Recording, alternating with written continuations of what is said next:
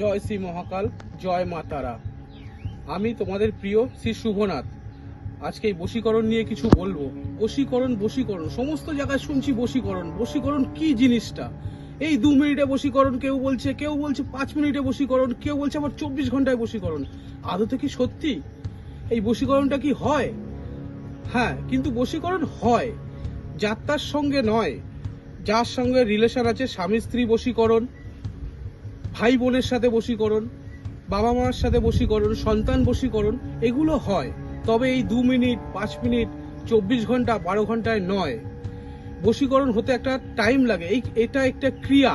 এই ক্রিয়াটা করতে একটা টাইম লাগে এবং এই ক্রিয়াটা ফলতেও টাইম লাগে। বশীকরণ জিনিসটার মধ্যে টোটালটাই একটা বলে এইভাবে বোঝানো যাবে না। বশীকরণ মানে যে আমি বশীকরণ করলাম, যে ওই যাকে পরে বশীকরণ করছি সে যে আমার কথায় উঠবে বসবে, সেটা একেবারে নয়। আবার সেটাও ঠিক সেই রকমই।